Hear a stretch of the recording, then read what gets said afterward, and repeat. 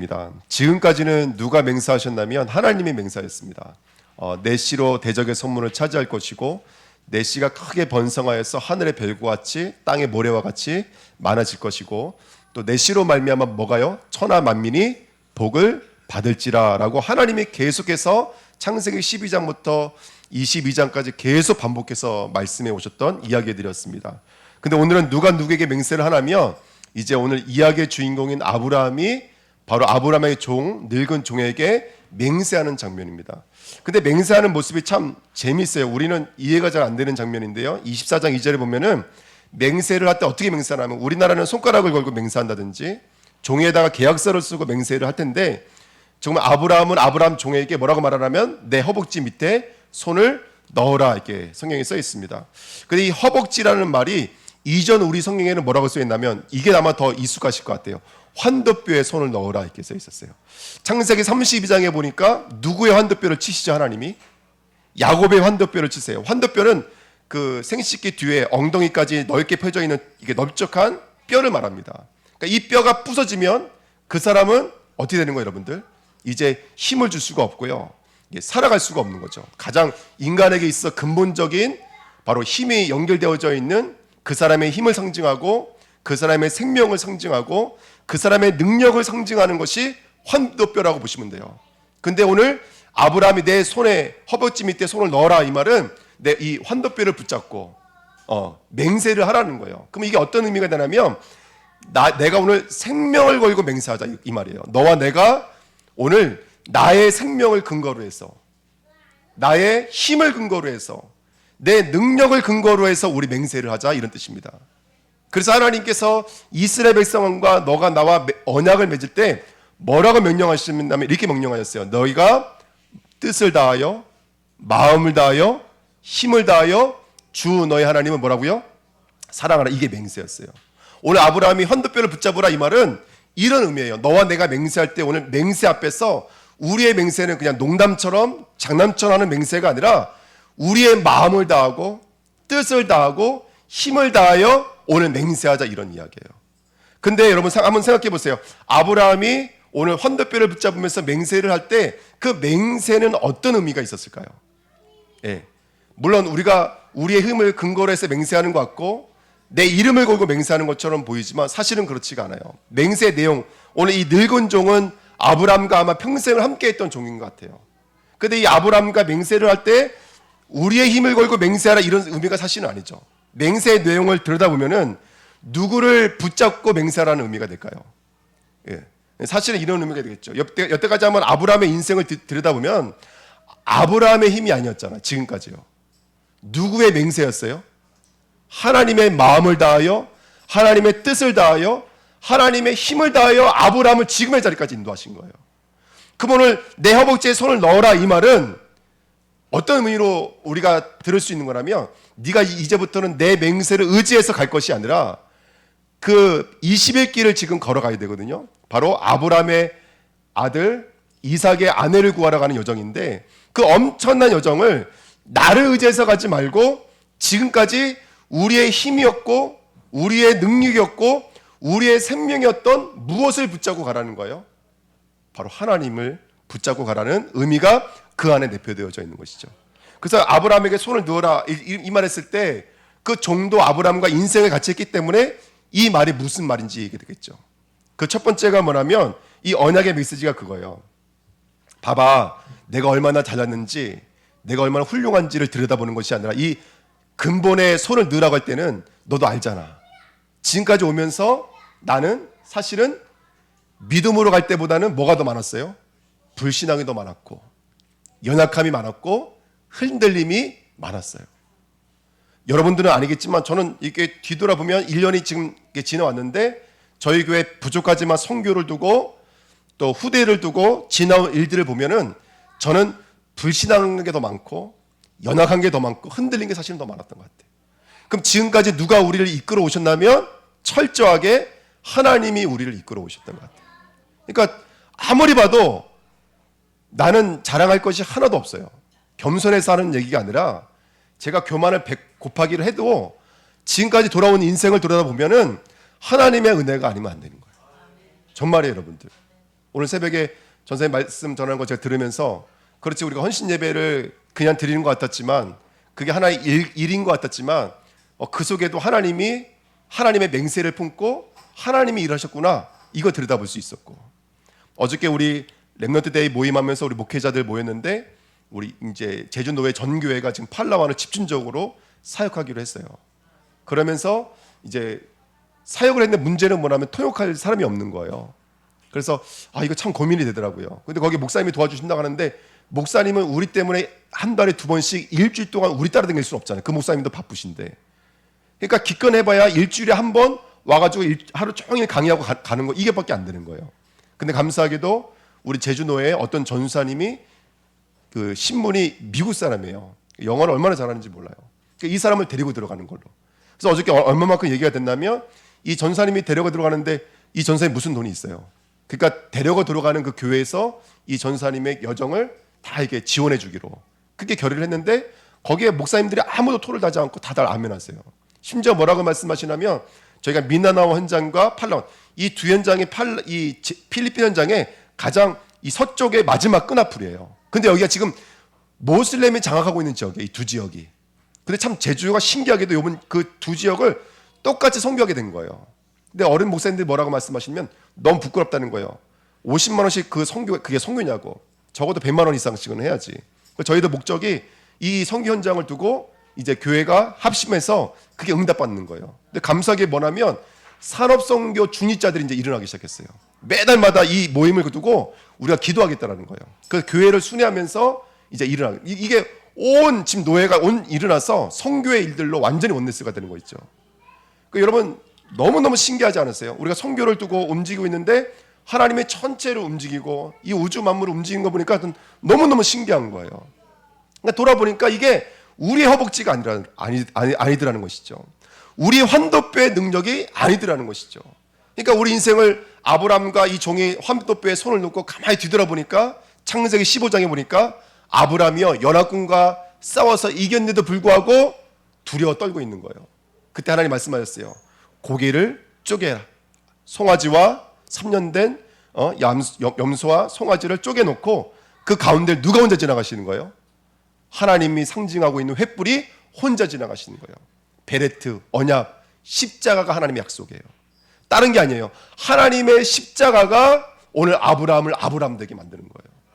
창세기 17장에 하니까 하나님 이렇게 말씀하셨어요. 아브라함아, 나는 완전한 하나님이야. 너가 이제 내 앞에서 완전히 행동해야 돼. 근데 완전하게 행동하는 게 뭐였어요, 여러분들? 완전하게 행동하는 게 뭐였어요? 헌금을 많이 드리고 예배 한 번도 빠지지 말고 생각과 마음이 나로만 향하고 있어야 돼. 그거 아니었어요. 하나였어요. 할례를 향하라는 거예요. 남자의 표피를 베어내라는 거예요. 아니 하나님 아들이 없어서 난 죽겠다고요. 근데 표피를 짜내내면 어떻게 아들을 낳을 수가 있습니까? 그 아들은 너의 생식기를 통해서 나오는 아들이 아니라 혈과 육을 통해서 나오는 아들이 아니라 하나님의 아들이라는 걸 이제 믿으라는 거예요. 저거. 계속해서 하나님은 쪼개지는 역사를 할례 역사를 아브라함에게 심기고 있는 거예요. 창세기 22장 우리 너무나 감동적인 사건이잖아요. 드디어 아들이 나왔는데 그 아들을 뭐 하라는 거예요? 번제물로 드리라는 거예요. 아니 이런 말도 안 되는 사건이 있습니까? 근데 아브라함은 아들을 데리고 종을 내려두고 그 모리아산으로 올라가는 거예요. 그 나무짐을 예수님처럼 똑같이 짊어지게 만들고 모리아산으로 올라가는 거예요. 거기서 뭘 경험하는 거예요, 여러분들? 아들과 나를 위해서 준비되어져 있는 뭘 발견하게 되는 거예요? 여호와의 이레이신 순양이신 예수 그리스도를 경험하게 오는 거예요.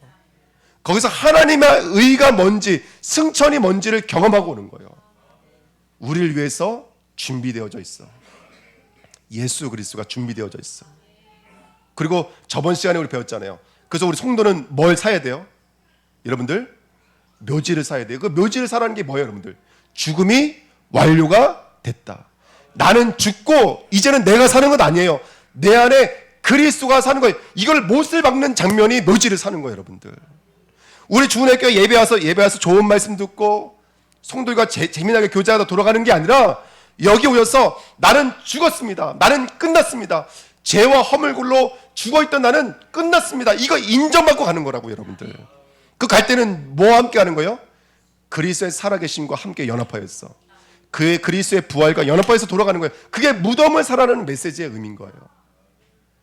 이 언약을 근거로 해서 맹세하자라는 거예요. 너와 내가 맹세하자. 나를 근거로 맹세하지 말고, 아브라함의 실력과 능력을 두고 맹세하지 말고, 지금까지 우리를 이끌어왔던 십자가의 하나님, 그 십자가의 복음을 가지고 우리 맹세를 하자.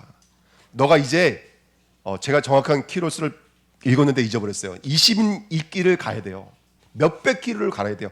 밧다람까지 가서 거기서 하나님이 예정하신 그 여자를 만나서 데리고 와야 돼요. 잘못하면요, 그 사람 종족에게 죽임을 당할 수도 있고, 가다가 도적을 만나서 낙타 10마리와 금은 보화를 다 뺏길 수 있는 위험한 험난한 길이에요. 근데 아브람과 이 늙은 종이 허벅지에 손을 놓고 맹세라는 그들의 마음과 중심은 어디에 있는 거예요?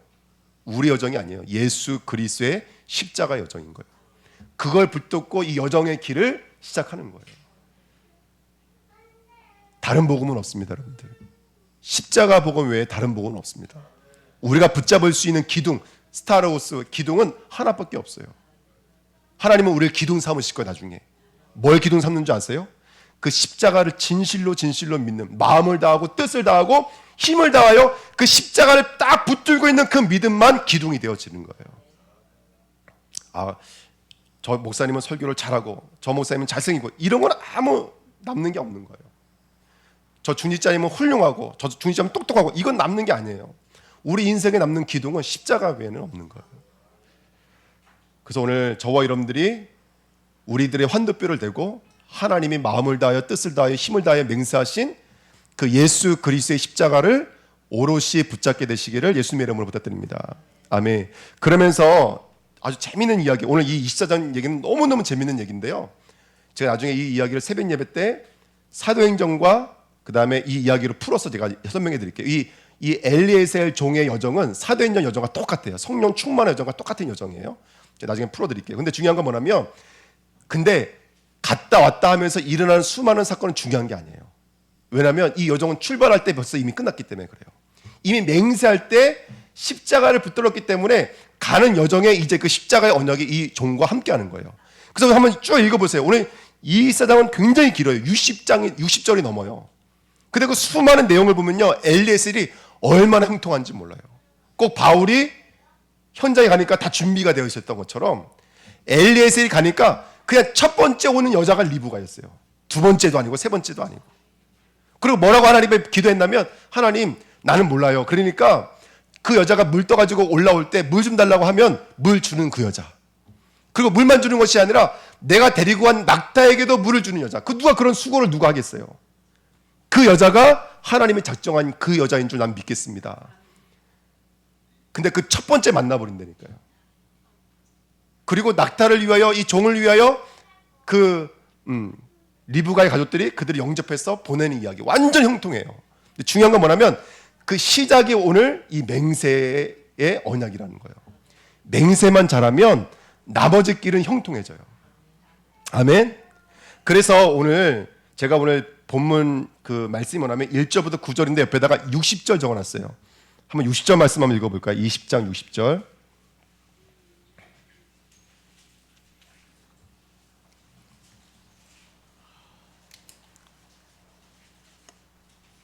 60절 읽겠습니다. 시작. 리브가에게 축복하여 이르되 우리 누이여 너는 천만인의 어머니가 될지어다. 내 씨로 그 원수의 속문을 얻게 할지어다. 아멘. 똑같은 말이 나왔죠. 대적의 속문을 차지하게 하리라가 22장 17절 말씀이었고, 그 다음에 오늘 24장 60절에 네 원수의 성문을 차지하, 똑같은 말이에요.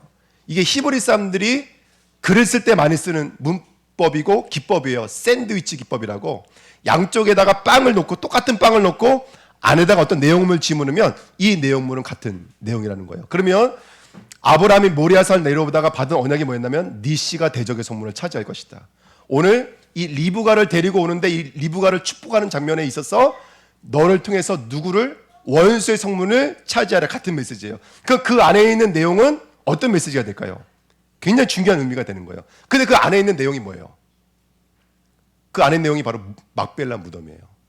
막벨라 무덤. 이게 무슨 말이냐면 잘 들어보세요. 저와 여러분들이 이 언약을 붙잡고 이제 선교든 산업이든 학업이든 전문성이든 어떤 일든지 이제는 우리는 일주일간 우리의 여정을 들어가야 돼요. 아멘. 근데 그 여정을 들어감에 있어 가장 중요한 언약이 뭐냐면 바로 맹세를 잘하는 거예요. 그 맹세를 할 때 우리에게 일어나는 첫 번째 일이 뭐냐면 바로 대적의 성문을 차지하는 거예요. 할렐루야. 아멘. 이게 바로 우리 신앙의 가장 중요한 역사인 거예요. 오늘 여러분들 대적의 성문을 차지해야 돼요. 흑암의 권세가 먼저 무너져야 돼요. 이게 영적인 키예요. 아멘. 예, 그렇게 되시기를 예수님의 이름으로 부탁드립니다. 예, 그래서 앞으로 내가 리브가를 어떻게 설득할 것인지, 어떻게 만날 것인지, 위험이 왔을 때 내가 어떻게 도망가지, 이거는 이미 다 해결된 문제고, 그거는 인도고, 그거는 역사예요. 그거는 걱정할 필요가 하나도 없어요. 되어질 일이라고요, 여러분들. 되어지는 거예요. 그럼 우리가 뭐만 하면 되냐면 대적의 성문을 차지하면 돼요. 근데 그 대적의 성문을 어떻게 차지하는 거냐면 막벨라굴, 예, 십자가를 붙잡을 때 사단의 권세가 완전히 무너지는 줄 믿습니다. 아멘. 자, 보십시오. 창세기 3장 15절.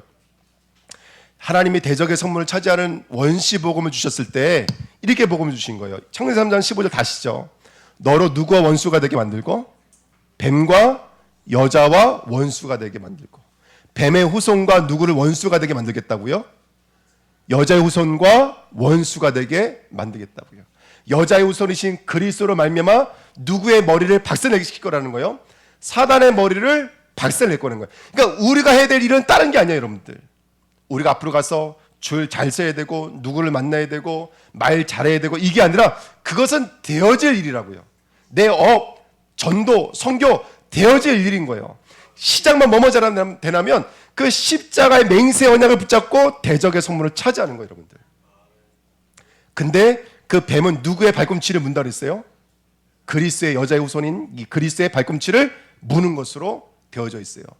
요한복음 13장 18절에 뭐라고 성경에 써 있냐면 내 떡을 먹는 자가 내 발꿈치를 들었다 한 성경을 응하게 하려 함이라.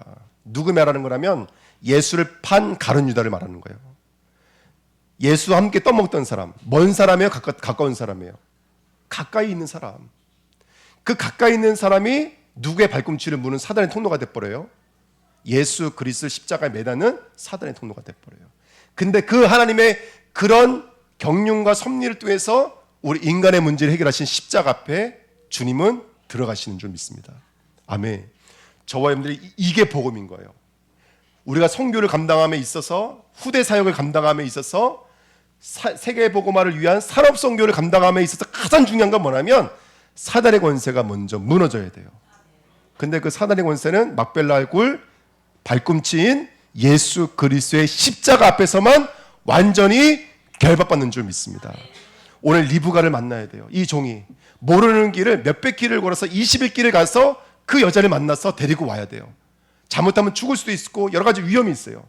근데 성경은 그런 것들은 형통하게 되어져요. 되어지는 일이라고요.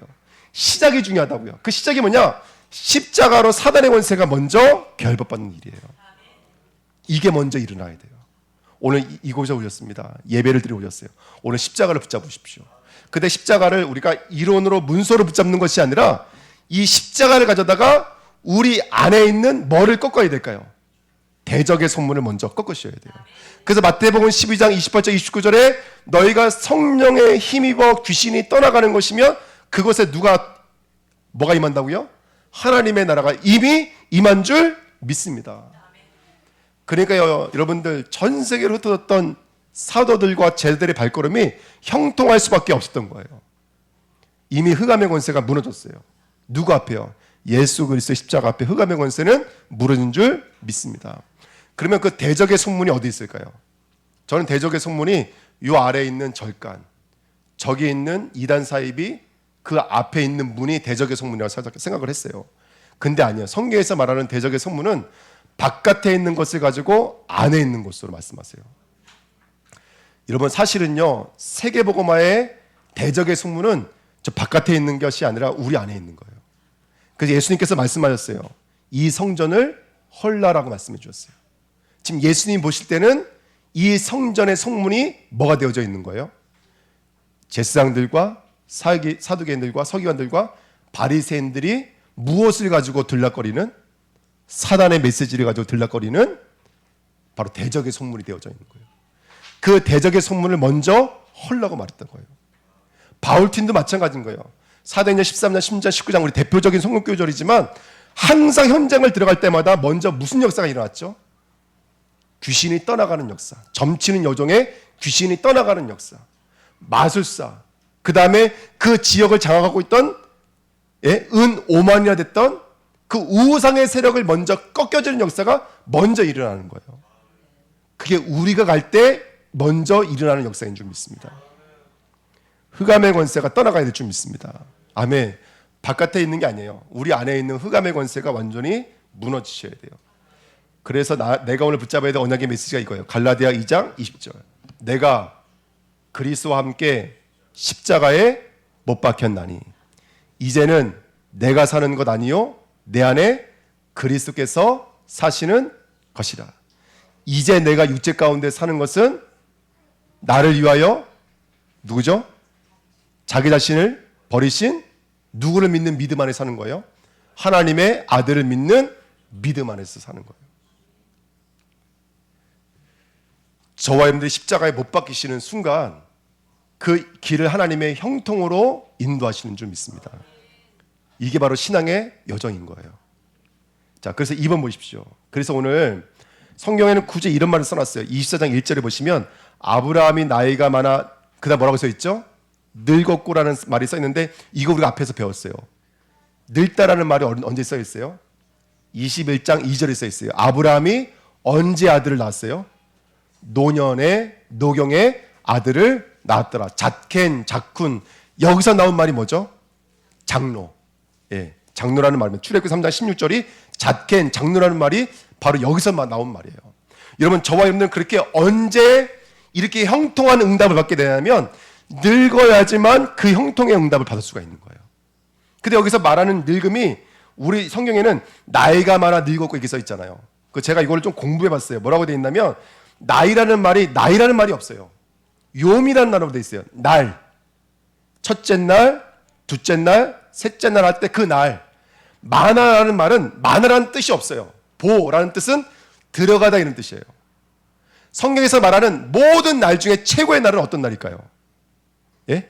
첫째 날, 둘째 날, 셋째 날, 넷째 날, 다섯째 날, 여섯째 날, 안식일. 모든 날 중에 최고의 날은 언제예요? 성경에 말하는 날의 근본은 안식일을 상징하는 거예요. 그러면 이 아브라함의 지금 늙음은 어떤 영적인 상태냐면 바로 안식에 들어간 상태, 이런 뜻이에요. 다시 말씀드리면 아브라함이 안식에 들어가서 늙었고 이런 뜻이에요. 다시 말하면 아브라함이 안식에 들어가서 장로가 되었고 이런 뜻이에요. 이게 아브라함의 영적인 상태인 거예요. 저와 여러분은 어떤 영적인 상태가 되어야 되냐면 나이가 많은 것이 이 말이 아니라 저와 여러분들의 영적인 상태가 바로 안식 속으로 들어가셔야 돼요. 바꿔서 말하면 지성소 안으로 들어가셔야 돼요. 다시 말하면 복음 안으로 들어가셔야 돼요. 이게 성경에서 말하는 자켄이에요. 늙었다. 노년이라는 말이에요. 그래서 여러분들 젊어서는 스스로 띠뛰고 다녔지만 늙어서는 팔을 벌리고 남이 내게 띠띄우고 하나님이 원하는 곳으로 다니는 거예요. 이게 자켄이에요. 저와 여러분들 십자가가 이루어져서 이제 나를 의지하고 나를 붙잡는 것이 아니라 나를 위해 자기 자신을 버리신 예수 그리스도를 믿는 믿음 안. 이 말의 원어에는 예수님의 믿음 안에서 사는 거예요. 내 믿음이 아니라 내가 믿는 게 아니라 예수님의 믿음 안에서 사는 거예요. 더 정확히 말하면 이게 바로 노년인 줄 믿습니다. 그게 바로 범사의 복이란 뜻이에요. 아브라함이 범사의 복을 받을 수밖에 없는 거예요. 무엇을 하든지 간에 형통할 수밖에 없는 거예요. 왜? 어디 안으로 들어갔기 때문에, 완전 복음 안으로 들어갔기 때문에 모든 일에 형통할 수밖에 없는 거예요. 복음 안으로 들어가십시오. 할렐루야. 그리스도 안으로 들어가십시오. 그 십자가 안으로 완전히 들어가셔야 돼요. 그러면 사단의 권세가 무너져요. 그러면 하나님의 나라가 인도하고 통치하시는 거예요. 그 역사를 누리시기를 예수님의 이름으로 부탁드립니다. 오늘 아브라함이 두 가지 맹세를 하죠. 3절 4절에 뭐라고 맹세해요? 가나안에서 여자를 택하지 말고 내 고향 내 족속에게 들어가서 이삭의 아내를 데리고 와, 이 말하고 있는 거예요. 왜 이런 말을 했을까요? 왜 가나안에서 여자를 구하지 말고 바단 아람이라고 하는 메소포타미아로 보낼까요? 가나안은 타락했고 메소포타미아는 깨끗했어요. 메소포타미아가 바로 바벨탑을 쌓았던 곳이잖아요. 이곳은 깨끗하고 이곳은 더러워, 이게 아니에요. 가나안은 함의 후손이고 여기는 누구의 후손이에요? 셈의 후손이에요. 메시아가 누굴 통해서 오시는 거예요? 셈의 후손을 통해서 오는 거예요. 아브라함이 지금 누구를 믿기 시작한 거예요? 나는 언약의 백성이라는 것을 믿기 시작한 거예요. 나를 통해서 누가 오실 거예요? 그리스도가 올 거예요. 맞아요. 여러분들 통해서 이 땅에 그리스도가 오시는 거예요. 여러분들, 여러분의 가정과 여러분의 후대와 여러분의 업을 통해서 그리스도가 이 땅 가운데 오실 거라고요. 이걸 믿기 시작했다고. 이제야 비로소 아브라함이, 이게 바로 영적인 상태예요. 아브라함의 영적인 상태, 자켄, 장로가 되어져 있는 상태. 언약을 믿기 시작했다고요. 두 번째 언약이 뭐예요? 5절부터 8절. 이게 무슨 말이에요? 혹시 여자가 안 따라오면 그럼 내 아들을 데리고 바단 아람으로 다시 들어갈까요? 이렇게 말을 했어요. 아들이 잘생겼나 봐요. 가면은 나올 줄 알았나 보지. 그랬더니 아브라함이 뭐라고 말하냐면 절대로 그렇게 하지 말라는 거예요. 어떻게 하든지 여자를 어떻게 하라고요? 데리고 나와야 돼요. 왜요? 이렇게 써 있어요. 이 땅을 내 씨에게 주리라 하였으니, 이 땅은 바로 하나님의 약속한 땅인 거예요. 여러분들, 나를 통해서 언약의 아들이 올 거예요. 그리고 이 땅은 그 언약의 아들이신 예수 그리스도가 오실 그 땅인 거예요. 여러분들, 두 가지를 믿기 시작했다고요. 첫 번째, 아들을 보내실 걸 믿기 시작했다고요. 두 번째, 그 약속의 땅이 바로 하나님의 나라라는 것을 믿기 시작한 거예요. 아브라함이. 이게 우리의 영적인 상태가 돼야 돼요. 예수를 믿으셔야 돼요. 아멘. 내 모습 때문에 흔들리지 마세요. 내가 흔들릴 수밖에 없는 그런 모습은 당연한 거예요. 제가 이전에 말씀드렸잖아요.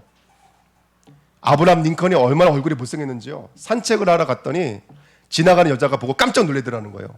그러니까 아브라함 링컨의 얼굴을 가리면서 내가 이렇게 생긴 것은 내 잘못이 아닙니다, 이렇게 말을 했다라는 거예요. 그때 그 여자가 뭐라고 하면, 그렇게 생긴 것은 당신 잘못은 아닌데 그 얼굴을 하고 돌아다니는 것은 당신 잘못이라고 말을 했다라는 거예요. 여러분, 생긴 거는 중요한 게 아니에요. 그 사람을 통해서 하나님은 하나님의 일들을 이루시는 줄 믿습니다. 우리 영적인 상태를 돌아보시면서 내가 정말 아들을 믿고 있는지, 그리고 아들 통해서 이루어질 하나님의 나라의 영적인 반경을 믿고 있는지, 이 두 가지에 대한 믿음이 우리의 맹세의 고백이 되셔야 돼요. 오늘 그 믿음 되게 부탁드립니다. 그러면서 오늘 여기에 종의 이름을 안 써요. 종이 누군지를 말 안 하고 있어요. 창세기 15장에 뭐라고 그랬냐면, 하나님 앞에 내 종 엘리에셀이 당신의 후사가 되기를 원합니다, 나의 후사가 되기를 원합니다, 이렇게 말을 했는데, 여기선 종이 누구인지 말하지 않아요. 종이 가는 것과 주의 사자가 가는 것을 이렇게 포장하고 있어요. 의도적인 거예요. 근데 우리는 대충 알고 있어요. 이 늙은 종이 누구라는 것을. 엘리에셀인 걸 알고 있어요. 중요한 건 뭐냐면 이렇게 말하는 의도가 있다는 거예요. 그 종도 여기 뭐라고 써 있어요? 24장 2절에 보니까 젊은 종이 아니고 힘센 종이 아니고 날쌘 종이 아니에요. 늙은 종이에요. 요 메시지를 이해할 수 있는 종, 나와 뜻이 통하고 나와 메시지가 통하고 나와 사명이 통하는 그 종을 가리키는 거예요. 여기 써 있는 늙은도 똑같은 자켄이에요. 나와 영적인 상태가 같은 종. 할렐루야. 그 종을 파송하는 거예요. 저와 여러분들이 오늘 그 종 되시기를 예수님의 이름으로 축원드립니다. 하나님의 메시지를 읽어드릴 수 있고, 후대를 향한, 성교를 향한, 교회를 향한 하나님의 메시지를 읽어낼 수 있는 본자, 그 사람은 남은 자, 순례자, 전복자라고 말을 합니다. 그 십자가를 읽어낼 수 있는 자, 십자가가 흑암의 권세를 꺾을 수 있다는 걸 아는 자. 우리의 싸움은 혈과 육의 싸움이 아니라 내가 어떻게 가지, 이쪽 길로 가지, 저쪽 길로 가지, 누굴 만나지, 어떻게 갑옷을 입어야지, 이게 아니라 그건 이미 다 준비해 놓으셨어요. 사단과 영적인 싸움인 것을 알고 있는 자. 근데 그 사단은 오직 예수님의 발꿈치이시고 막벨라 구리신 무덤을 통해서만 이길 수 있다는 것을 믿을 수 있는 자. 십자가로만 사단을 이길 수 있다는 것을 믿을 수 있는 그 늙은 종을 통해서 하나님은 파송 보내시는 거예요. 오늘 그 늙은 종 되시기를 축원드립니다. 자, 결론 말씀드릴게요. 3번입니다. 도우시는 하나님이에요. 엘리에셀이라고 추정한다고 그랬죠. 분명한 것은 아니지만 제가 이렇게 많은 글을 읽어보니까 거의 대부분 목사님과 신학자들은 이 종이 엘리에셀일 가능성이 많다. 그 이유가 뭐냐면 엘, 에제르, 엘레셀의 뜻이 엘 에제르, 엘 하나님. 에제르는 도우시는 이런 뜻이에요. 도우시는 하나님. 그런데 도우시는 하나님이 누군지 아세요? 바로 보혜사, 파라클레토스, 돕는 자, 위로하는 자, 변호하는 자. 돕는 하나님이 바로 성령 하나님인 거예요. 여기 본문에 봐도, 오늘 본문에 봐도 너 가는 길에 주의 사자가 앞서갈 것을 난 믿고 있다 이렇게 성경 말하고 있거든요. 저와 여러분들의 발걸음은 우리를 도우시는 성령 하나님의 역사의 발걸음인 줄 믿습니다. 성령 충만하시기를 예수님의 이름으로 축원드립니다. 요한복음 14장 26절에 성령 그가 너에게 모든 것을 가르치시고 말한 모든 것을 뭐라고요? 생각나게 하시리라. 요한복음 15장 26절 진리의 성령이 오실 때 그가 누구를 증언한다고요? 우리의 십자가 지신 예수 그리스도를 끄집어내는 거예요. 환경 속에서 사건 속에서 끄집어내시는 거예요. 그 그리스도가 그리스도 되게 하시는 분이 성령 하나님이시고 요한복음 16장 13절에 그가 스스로 말하지 않아요. 장래일을 말해요. 그 그리스도가 되어질 일들을 우리 안에 펼쳐놓으시는 줄 믿습니다. 감사합니다. 정말로 우리 주은혜교회 주니자님들 만난 것도 너무너무 감사해요. 나의 인생을 살지 않으시고 후대를 위해서 성교를 위해서 교회를 위해서 살아주시는 우리 성도님들 만난 것 제 인생에 너무너무 큰 감사예요. 할렐루야. 가르치시고 생각나게 하실 줄 믿습니다. 그래서 이제 우리가 어떤 언약을 붙잡아야 되냐? 24장 7절에 그가 그 사자를 너보다 앞서 보내실지라. 아멘. 여러분 누가복음 24장 49절, 사도행전 1장 4절에 예루살렘을 떠나지 말고 무엇을 기다리라? 성령을 기다리라. 그 사도행전 1장 14절에 더불어 마음을 같이하여 오로지 기도에 힘쓰더라. 아멘. 여러분 우리 주은혜교회가 기도해야 될 줄 믿습니다. 그래서 11월 22일부터 12월 31일까지 40일 동안 저희가 집중 새벽 기도를 하려고 합니다. 여러분 기도해 주시기를 부탁드립니다. 사도행전을 보니까요. 성령의 세례를 받아 성령에 충만하여 성령에 매여 성령의 감동을 받아. 이게 모든 거예요, 여러분들. 이게 우리의 맹세요, 우리의 언약인 줄 믿습니다. 오늘 그 비밀을, 영적인 비밀을 아는 늙은 아브라함, 늙은 종 되시기를 예수님의 이름으로 축원드립니다. 기도하겠습니다. 하나님 아버지 감사드립니다. 오늘도 우리